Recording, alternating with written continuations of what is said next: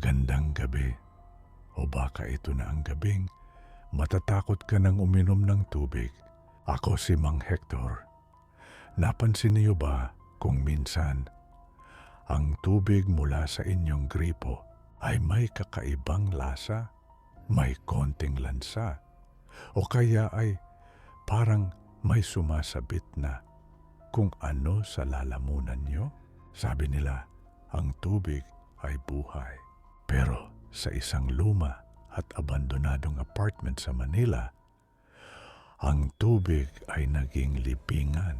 Isang libingang bumubuga ng mga lihim sa tuwing pinipikit mo ang gripo. Maupo ka, siguraduhin mong puno ang baso mo.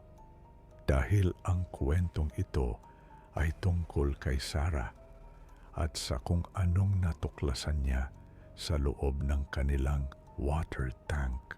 Pakinggan mo ang kwento ng lalamunan ng gripo.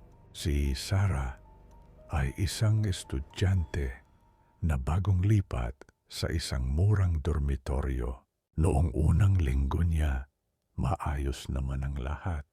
Pero nang pumasok ang tag-ulan, napansin niyang ang tubig sa kanyang lababo ay nagsimulang maging madilaw. At ang mas nakakaabala, ang amoy nito ay parang nabubulok na karne na hinaluan ng lumang shampoo. Isang gabi, habang nagsisipilyo si Sarah, biglang huminto ang daloy ng tubig. May narinig siyang parang choking sound mula sa loob ng tubo. Gurgle, gurgle. Biglang bumuga ang gripo ng isang mahabang hibla ng itim na buhok. Akala ni Sarah ay barado lang ang tubo, kaya hinila niya ito. Pero habang hinihila niya, tila wala itong katapusan. Ang buhok ay basa, madulas, at may kasamang maliliit na piraso ng puting balat. Dahil sa takot at pandidiri, tinawag ni Sarah ang landlord, pero sinabi lang nito na baka galing lang iyon sa lumang linya. Hindi naniwala si Sarah. Nang gabing iyon, habang natutulog siya, nagising siya sa tunog ng pagtulo ng tubig sa banyo. Pat, pat, pat. Pumasok siya sa banyo at nakita niyang ang gripo ay nakabukas ng kusa. Pero hindi tubig ang lumalabas. Isang itim at malapot na likido ang dahan-dahang umaagos. At sa loob ng likidong iyon, may mga kuko ng tao na kumakalos sa lababo. Sa tindi ng kaba, umakyat si Sarah sa rooftop ng gusali kung saan nandoon ang dambuhalang asul na water tank na nagsusupply ng tubig sa buong dormitoryo. Gamit ang kanyang flashlight, pinuksan ni Sarah ang takip ng tangke. Ang amoy na sumalubong sa kanya ay sapat na para himatayin siya. Sa loob ng tubig, nakalutang ang isang babae.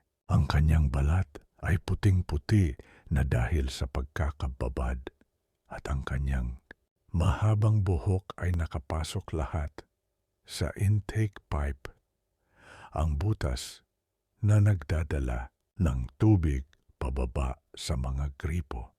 Ang babae ay ang dating nakatira sa kwarto ni Sarah na nawala 6 na buwan na ang nakalilipas. Ngunit ang pinakanakakatakot na bahagi nang itama ni Sarah ang ilaw sa mukha ng bangkay, nakita niyang nakabukas ang bibig nito at mula sa kanyang lalamunan, lumalabas ang isang maliit na gripo.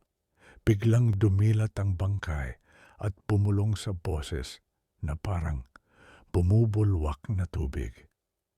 Uhaw na ako. Inom ka pa.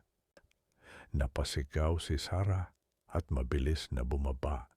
Pero nang uminom siya ng tubig, para pakalmahin ang sarili, naramdaman niya ang isang hibla ng buhok na gumagalaw sa loob ng kanyang sariling lalamunan. Hindi siya makahinga sa bawat tighay niya. Amoy lansa ng patay ang lumalabas. Hanggang ngayon, ang mga nakatira sa dorm na iyon ay nagrereklamo pa rin sa lasa ng tubig. Sabi nila, masarap daw itong inumin, medyo matamis. Pero tuwing hating gabi, naririnig nila ang mahinang pag-iyak mula sa mga tubo. At ang bawat baso ng tubig na iniinom nila ay may kasamang isang lihim na hindi na kailanman matatuyo.